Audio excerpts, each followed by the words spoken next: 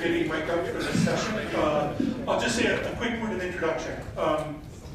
We were thinking about the topics that we would bring into Global Media Day this year. And obviously, as I think we all know, there's lots of things to discuss about aviation. All of it's really interesting. But as we were looking at the potential topics that we could talk about, one thing appeared really clear was that one of the drivers of the industry is digitalization. How we are using data, how we're using digital processes to change for the better the way that the industry works. And as a result of that, we came up with this idea for what you'll experience over the next 2 hours or so. And what we're going to do is try and look at digitalization from 3 different angles.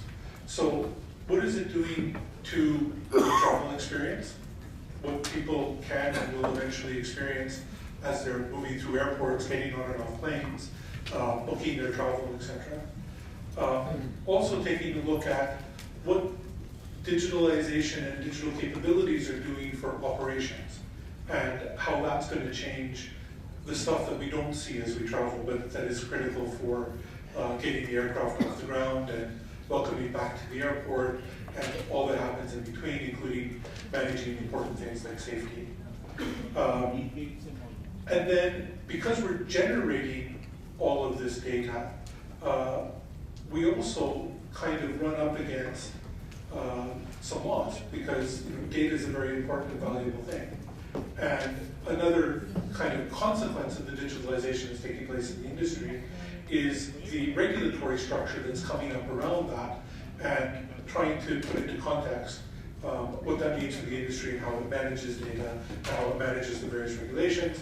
And then, of course, digitalization, we've talked about it quite a bit here in forums like this, but what it's doing to the cargo industry, the cargo side of the business. So that's kind of the spirit which we're looking at the next 2 hours with. And we will start with a presentation, actually kind of I guess, demonstration or a proof of concept, shall we say, of what the future travel experience could look like thanks to digitalization. And for that, my colleague Catherine is going to take you through it with some other colleagues from across the business who she will introduce. So I'll leave you in her hands.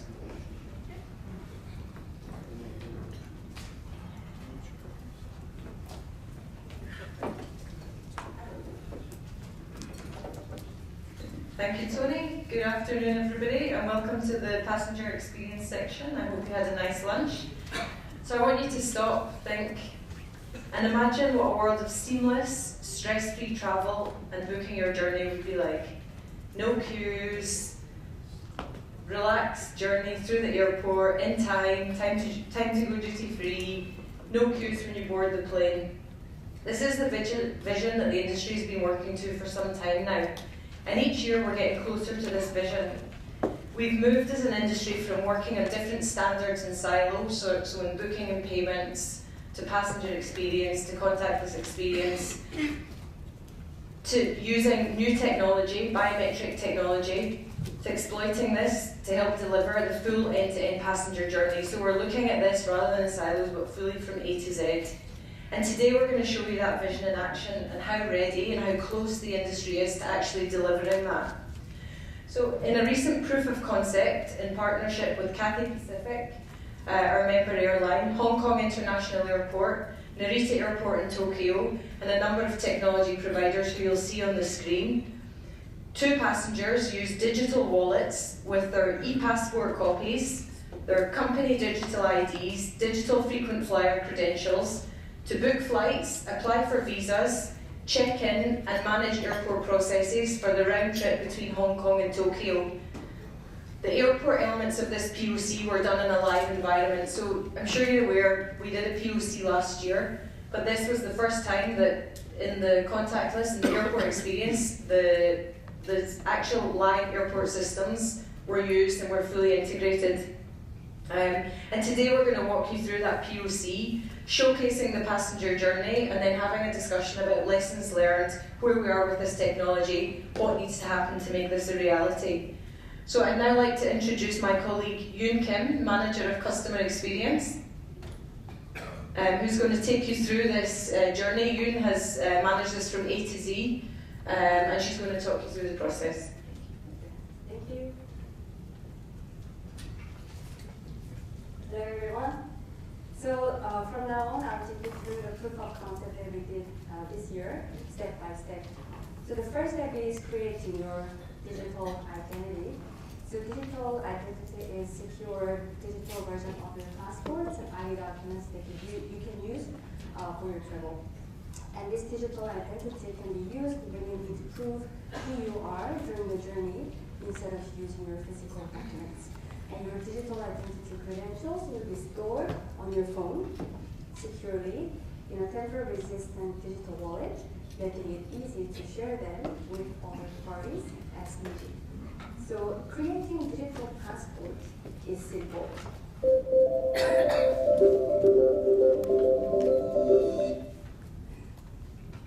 Okay. So first, prepare a passport, and using your wallet, scan the photo page of your passport, and then read the chip from the passport. This is to authenticate your travel document. And then take a selfie and perform a liveness check to ensure that you are a human and your digital passport is created. So by going through these processes, we can ensure that this document belongs to you, and also the document is genuine and has not been tampered with. So you don't only store your passport in your digital wallet. You can also store other credentials like frequent flyer membership, corporate ID, employee ID, and student ID, and so on, which you can use for your travel, all under your control, and share selectively as needed. When you book your flights, you can share your preferences, entitlements as verified credentials, and then if you share them, then airlines can offer you with more tailored, relevant options. So I'll take you through how I can book my flights using my digital identity credentials from this airline app. So before that, I can show you what credentials I have in my digital wallet. So as you can see, I have e-passport copy, I have corporate ID, which means I'm an employee of this company. Also, I have this live biometric image, your photo of your face that has been taken during the creation of digital passport. And also you have this digital copy of your visa. I'll explain this a little later. So go to the airline app. And here, when you start booking, you can first share your employee ID to get a corporate fare from the airline. So here, I'm sharing my corporate ID from digital wallet. Okay. And then you can start booking. So I'm going from Hong Kong to Narita.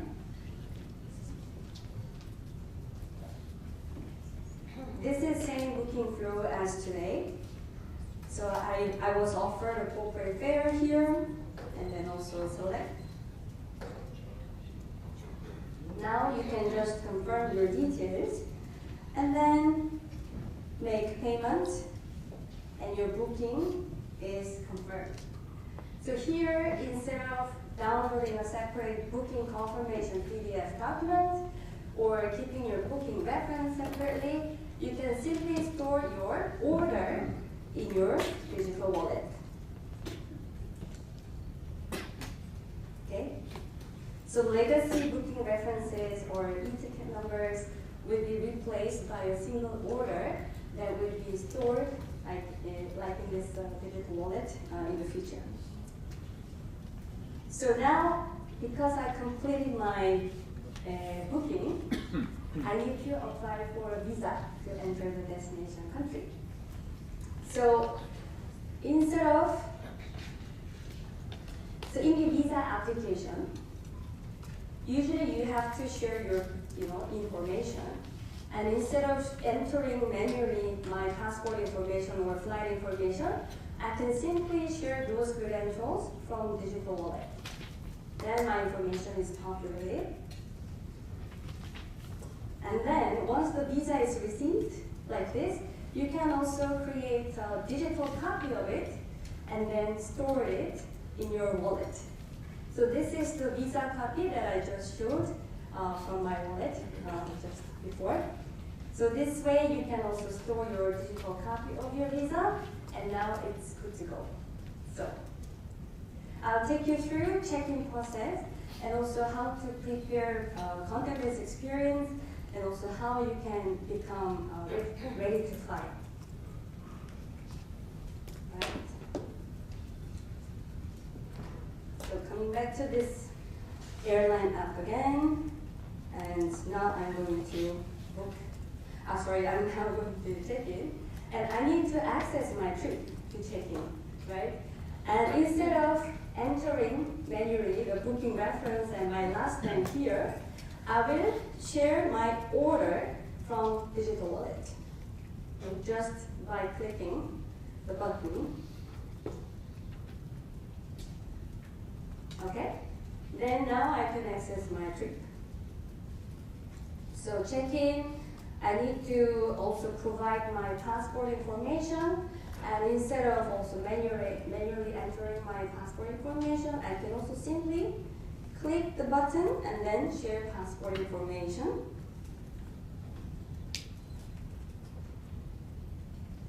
Like this, and then continue. And now, the airline tells me that I need to prove that I have a visa. Visa is needed. So I'm gonna share my digital copy of visa from my digital wallet. Okay. And then check-in is complete. And I can save my boarding pass into digital wallet.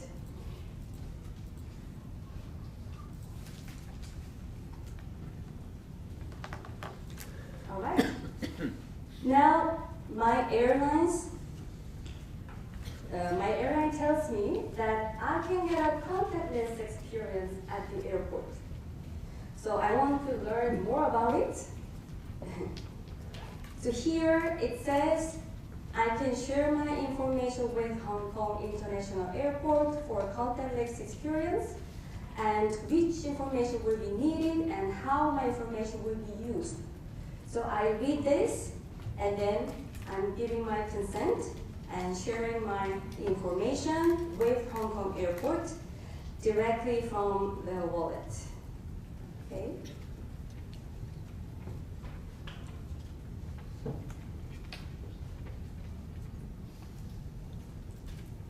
Okay. So all done, and I am ready to fly, ready to travel. So now I'm going to go to the airport. Okay. And because I shared my credentials already, so I can board the flight with my biometrics only without having to show my documents. So here you go. All right.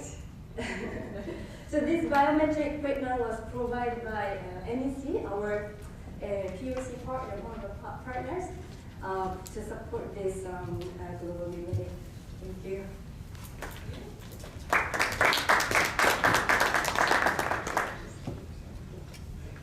Thank you, Youn. I would now like to, along with Youn, invite onto stage Gabrielle Marquis, our Senior Manager of Digital Identity, Yanik Hoyles, IATA's Director of Distribution.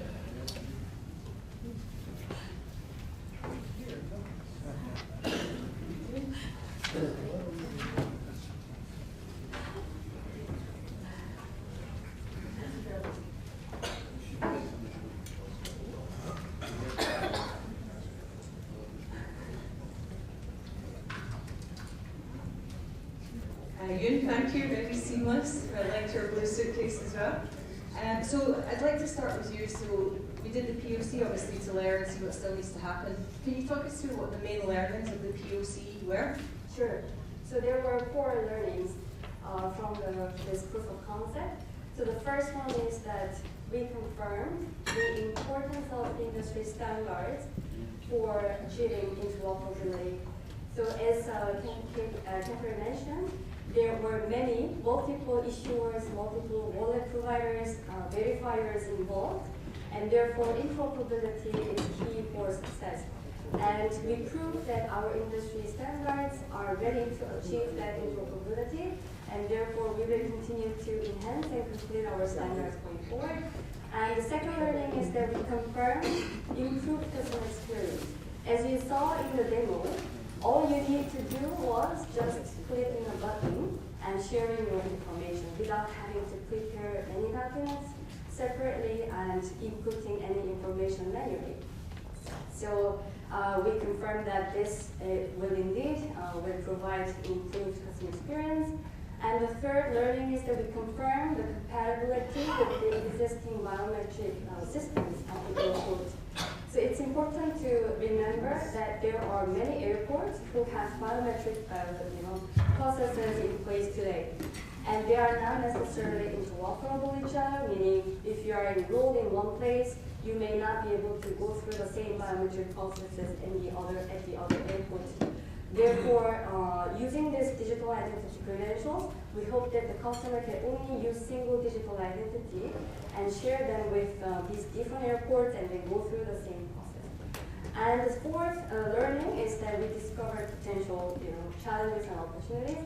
And of course, the main learning from here is that it's so important to engage governments from the early stage to gain their support on using this digital identity credentials.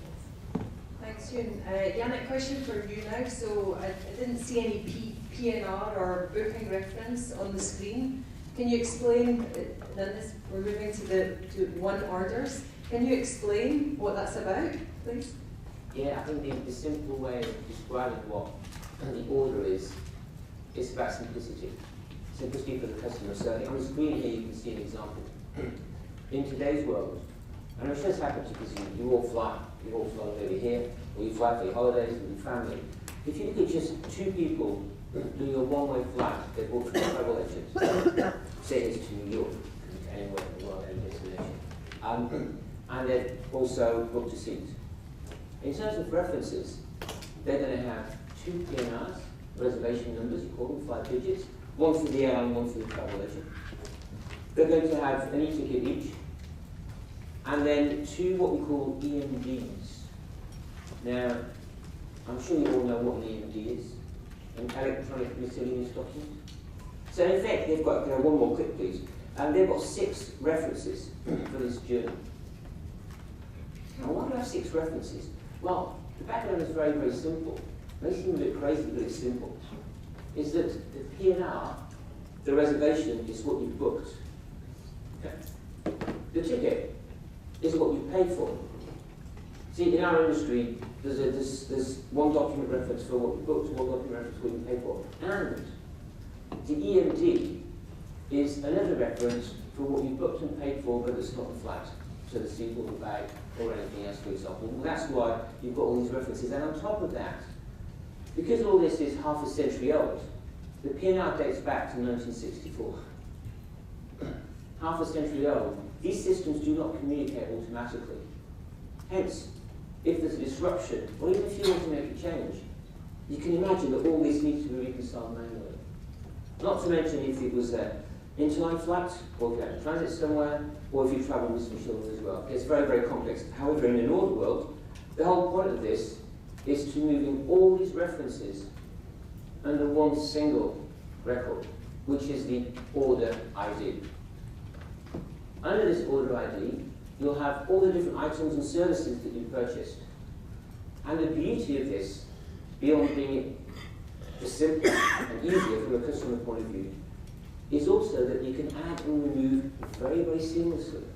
And in the event of a disruption, There's no need to resync. Have you heard the word when you've been in airports wanting to change something? Oops, I've got to resynchronize this and that. Sorry, I can't access the system. That's gone in a world of borders, because it's one single reference with all the information that you can add, change going forward. So from a customer point of view, it's much simpler. The whole servicing component, for example, is very, very easy, either before or during flight. And that's kind of, in a nutshell, what one audit is about. Thanks, Yanik. So now, Gabrielle, moving to the big elephant in the room, data, privacy and protection.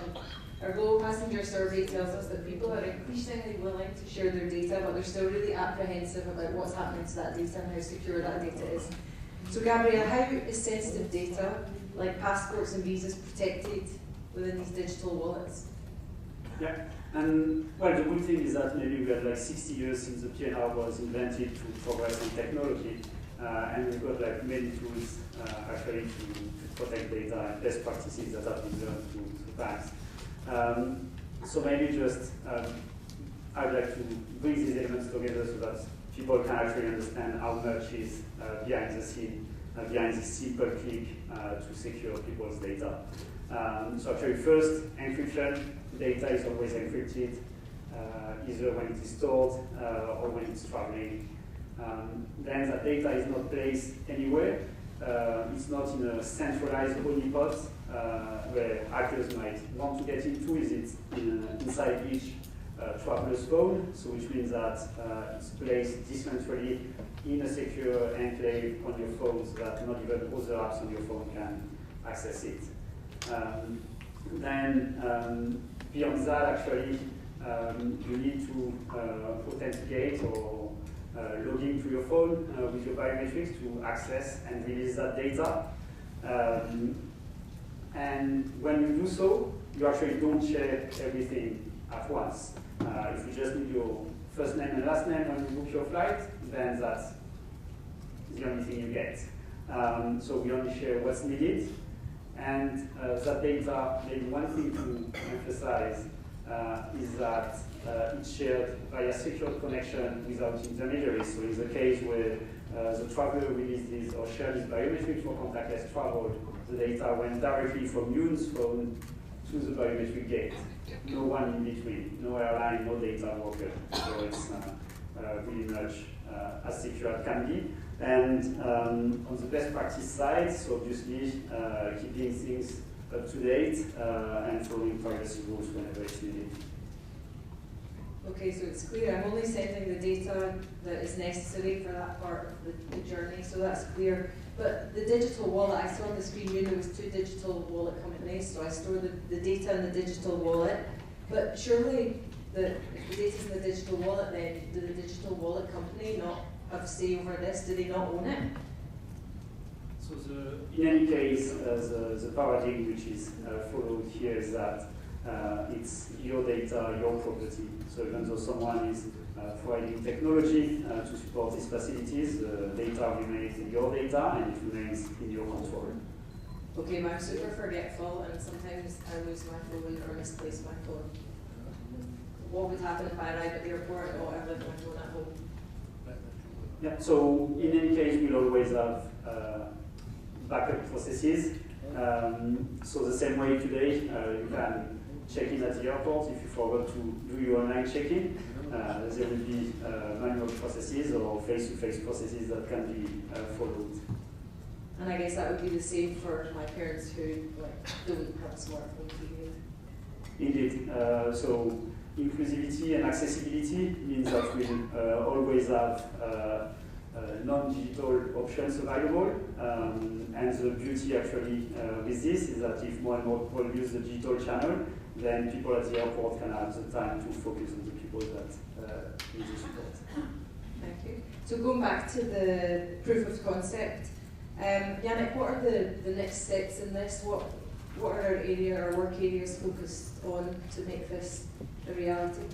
I'll tell you, the work we're doing on the order is part of what we call the Modern Airline Retail Initiative that I think I spoke to you about last year. So it's under this overall banner. There's lots of work going on here in distribution, enabling the airlines to make better offers to their customers, which will be more transparent. But there's also work going on in aero payment, because if I recall, one of the scores in our global passenger survey this year suggested that in this room, there are about 100 of you. If you'd have tried to each book a seat or a bag or something like that, 20 of you would not have been able to make the payment. And customers find it very, very frustrating. It's bad for the airline because it's a missed opportunity, but for the customer, it's very, very frustrating. So these are kind of the things that we look at under the banner of the Modern Airline Retailing Initiative, because it's all about airlines trying to get those capabilities that are typical of online retailers, so they can be more agile and more customer-centric. And how close are we to airlines actually moving to using one order? You got a time scale? Yes. No. Record this so that we can hold them to. Yeah, there's been a lot of work done this year by the consortium of airlines in this journey to retailing. They kind of, it's a group of 16 airline groups who've been doing this for, work this has existed for 2 years now. And they're working to help accelerate the journey to 100% offers and orders, which is this really true customer centricity. And there's been a lot of consultation between these airlines and technology providers in particular, as well as other stakeholders. But what we're seeing emerge now is that by 2026, sorry, this is my cold coming in, I'm really, really sorry about the voice as well. But by 2026, we'll have the first airlines using orders as the main reference in their whole IT systems. There might even be 1 or 2 before that. So it's definitely on the radar, and the next 2 years definitely we'll start to see that coming in. Great, and you on the passenger experience side, contacts experience, airport experience, what's going on there? So I guess the standards are, I would say, like 2/3 are ready from the 180 standard viewpoint. And as the POC proved, industry can still start small with the existing, currently available standards using digital identity in their processes. So we would encourage more the industry stakeholders to start with small scale of trials. And also the second thing is we want to engage more government. So government support is crucial as the POC proved. And especially if we are looking at mass adoption of digital identity, the government's role is quite crucial. Because the government issued digital identity credentials are most trusted ones, and therefore it would be good if airlines can leverage them in their processes. So we hope that governments start looking at this space more and more and supporting the industry's lead in this digital identity space. Thanks, Youn. And Gabrielle, you mentioned obviously that government support is really critical. So they set standards for digital identity. Where are we with that? Their support for digital identity is crucial. Yeah, so actually the standards for digital passports are developed by governments under the IATA umbrella. So the first phases of that work have progressed. But there is still some work to do to be able to replace the passport, the booklet, as we have today, and to be able to fully digitalize that and have that in a digital wallet of the sort you've seen before. So when we actually invite all governments that are keen to move that topic forward to go and contribute under the IATA umbrella to finalize these standards so that we can actually move more processes of airports. So Gabrielle, if you were to put a timeline on that? So I would say on the standard development there is still some work, but we see a lot of work happening notably in Europe with the European Digital Identity Wallet initiative. And we can see that work fast-tracking the development of, or supporting the fast-tracking of the development of these standards, and having some live implementation within 2 years actually, by end of 2026, beginning of 2027. And you have to commit to a date as well. I think so. I think, at least for the airport facilitation side, as you saw in the proof of concept, many governments have already some biometrics processes in place, and we hope that these airports explore and learn more about this digital identity technologies and see how they can consume these digital identity credentials in their existing biometric processes. Actually, in fact, there is a very live implementation case in India using IATA under the IATA initiative, and also we expect to see more these type of implementations happening from next year. Great. Yanik, you already gave us a date of 2026 when we're looking at starting. Another date?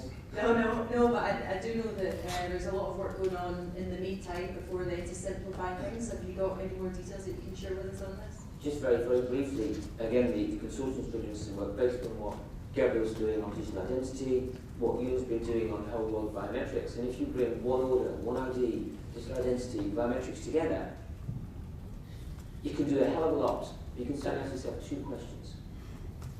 Question number one is, why do you need to check in? Why do you need to check in?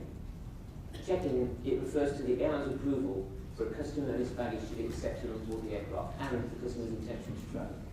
But if you just listen to what you showed us earlier, you can actually do all this admissibility before you even pack your bags. So one of the areas that the consultant's been thinking about, again working with Gabriel and Youn, is say, well, tomorrow in the future, do you need to check in still? How does this sort of smoother? And the second question they're asking themselves is, well, we've got a boarding pass today. Well, I've got this other piece of paper. The reason you've got it is because in the old days, with the paper coupons, you gave the paper coupon to check in, and you did another paper document to take to the gate to show you who you are, what seat, what flight you're on. But again, if you think about digital ID, about biometrics, and these standards that we're working on, I remember what I was talking about at the beginning, one order. The idea is to say, well, wait a minute, what if I had one single order all the way through the process that's got all this information attached to it that carries it, that will have my admissibility, that will demonstrate that I'm ready to fly, and that I can use to take all the way to the gate to board. Again, just simplification, embracing tomorrow's technology for the benefit of the customer. So there you go. So this is on the radar. I won't give you a date. This is quite a few years away. There's definitely the kind of thinking that's going on in terms of really to simplify and make it as seamless as possible. Great, thanks Yanik. You and Gabrielle, I'd like to open the floor to any questions. Yes, hello, Tank Business Traveler. I've heard about biometrics and the seamless experience quite a bit for quite a long time, but how realistic is it really? Because we've got governments shutting down borders, in a sense, you know, something like between Hong Kong and Narita, giant economies, two high-end airports. In a sense, it's also as strong as its weakest link, because I fly with airlines that do not have the money or means to digitalize, or to airports in other parts of the world where it's not that well funded. How realistic is the future vision? Thank you for the question. And first of all, in terms of the biometric implementation today across the globe, IATA is currently monitoring and tracking those implementations globally. And I do not remember the exact number, but it's more than 200 locations. Either they have trialed biometrics or implemented biometrics in their locations. And while leading this industry, standard developing working group, the consensus among them is that biometric is the future. So there is quite a great sentiment that biometric is clearly giving benefits if it is implemented well and appropriately. And industry stakeholders are willing to implement biometrics going forward, and it's just a matter of when. But if I have to fly between two major hubs and then I have to fly onwards in a different airline to a much smaller airport where this is not possible, and only my biometric joyful segment would work on the first hub, and then we still need the papers and all the old stuff for the second part, doesn't that kind of compromise the entire seamless experience? You mean if you have to enroll in different locations to do biometrics? Well, there are 200 locations you said, but there's so many more in the world, in the thousands probably, where you can fly. So you need all of them, or it will be a luxury item for privileged passengers, let's say. Yes, it is true that all these implementations so far took place without any harmonization. So sometimes it gives more confusion to the customers, and if the customer is not a frequent flyer, and as you said, they are facing difficulties of using these technologies, and sometimes they are not so informed well of why their biometric is used and where and by whom. So without this proper notification or announcement, the customer also tends not to use it for privacy reasons, right? So we know these issues, and this is exactly what we are trying to tackle from our standards. So although industry standards are a little bit delayed, it should have been available yesterday. So we are trying to accelerate that process of developing that standard, particularly on this biometric topic. It's work in progress, and we hope to finalize that early next year. So hopefully we can drive more harmonization going forward. And I think I get your point. I think it's not going to happen overnight, like a switch of a flick of a switch, and everybody's going to be able to use contactless and biometrics. But slowly, I think we'll start to see it building up, and really major hubs will, and then it'll filter out. So, and that's the end. That's the end vision, and that's what we're working towards. So, yes, I agree with you, but it's not going to happen overnight. It will be a gradual process. And I think the other thing to remember is, obviously, passenger numbers are growing. We don't want to keep building bigger and bigger airports, so we need to start identifying efficiencies. So this is one of the ways that the efficiency will help us use space more efficiently as well, but we need to build bigger and bigger as well. Karen? Thank you, Karen Walker, Air Transport World. Two questions. First of all, we're regularly hearing of hacking situations, and not in the airline world, but in other industries, and companies apologising. We don't know where your personal data went. So, what makes this different and not vulnerable to hacking? And then my second question, probably for you, is why was Hong Kong chosen for this proof of concept? That makes me suspicious with everything that's going on in Hong Kong. Why? So I think, Gabrielle, over to you and the question about hacking. Yeah, I think we need to remind ourselves that the context. So today, airlines are asked to collect passenger data, to broker that data to governments. So actually, in the historical landscape, IT is from the 60s, where you take all that data and you have to pack it up because you mandated to do it. And you put it in one place, and therefore that's an honeypot for hackers. Now what we make available here with this new approach is that actually the data, instead of being centralized with the airline, the data remains with the individual on their phone. And so first thing, instead of having to hack one airline, you've got to hack 30 million phones or 100 million phones. So the return on hacking, let's say it's much lower. So first, for a hacker, if you've got to hack every single phone in the world, well, maybe the interest is not much there. So actually, the approach is much more secure because of the paradigm which is taken. And then the second point is that we actually enable direct sharing from the individual, you on your phone, to whoever needs to receive that data. So actually it can go from the traveler to the government directly, which means that the airline is not there in the middle anymore, having to stack up that data for some time. So actually any new data which is processed, leveraging the decentralized digital identity approach, will be much more securely handled.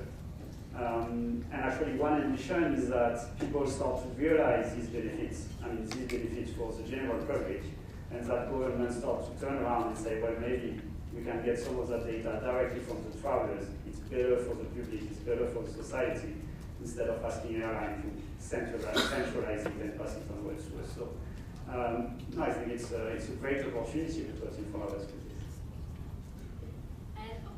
the Hong Kong airport. The reason why we worked with them is because they wanted to work with us. So they first That's my suspicion. so they first approached us to do this proof of concept. They are one of the most active participants, first of all, in our standard building working group on 190. And they are very keen to achieve interoperability with their existing biometric systems. I don't know any one of you have experienced Hong Kong's flight token when you depart from Hong Kong. Their biometrics implementations, I would say, it's also also from airlines' viewpoint as well, one of the most successful implementation cases in the world in terms of the take-up rate. Take-up rate meaning almost all departing passengers, like 99% of eligible passengers, will come to use biometrics when you board the flights out of Hong Kong. So their biometrics implementations are quite stable and quite strong, but still they want to see how they can move forward to achieve this interoperability with digital identity credentials, and that's why they came to us and suggested this proof of concept. Also, they were quite involved in designing the whole process of this customer journey. And moving forward, they are also planning to implement this from next year, using enabling these digital identity credentials in their biometric processes. And we don't work exclusively with Cathay. Last year, the proof of concept was with British Airways, so we work with different airlines. Keith. Keith and then Hello, Keith Monalushi, Aerospace Global News. I think a question for Youn. How compatible is the digital ID upload process for different types of travel documents that a passenger might present? There are several types, and they're not all national passports, but they're all biometric. And some of them even struggle to perform online check-in, simple tasks like that. So how widespread is this solution? That is a very good question, but also a challenging question. So under 190, we should embrace all different types of travel documents that can be used for travel. So in the proof of concept, we only showed e-passport, but also we have tons of other documents that can be used for travel. And even for e-passport, I showed you in the video, how to read the chip from the passport, but different passports have different locations of the chip, and also depending on the phone types, it's different how to read the chip also. It's very difficult for normal customers to figure out. So we know that this is a real challenge, and also when it comes to the non-e-passport documents, the challenge is getting bigger, because there's no harmonization most of the time, although there's ICAO standards for the documents. However, it's difficult to verify the document or authenticate the document as much as e-passports and so on.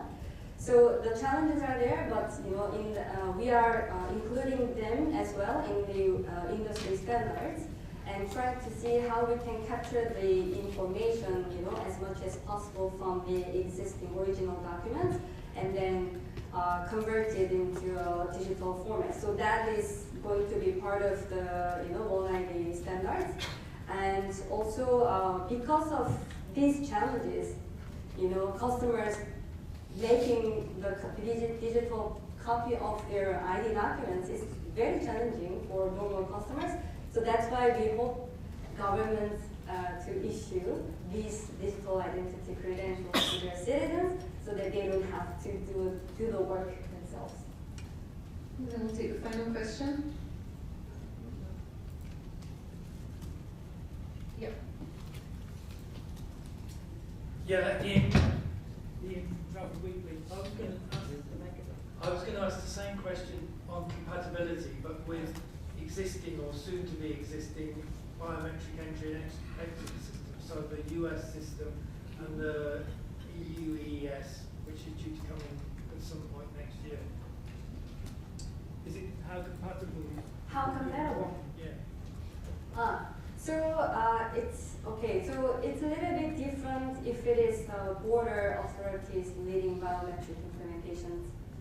So in the case of the US, the border authorities takes a role of identity verification using biometrics for passengers boarding the flight. This is very, very unique implementation, and you don't see that anywhere else in the world, although there are other countries who are looking at doing the same thing, but it's not implemented yet. We think that this government taking this role of identity verification using biometric is very encouraging, and actually as IATA, we encourage more of this type of implementations. Then we can release the burden from the airlines for doing the identity checks at the touch points.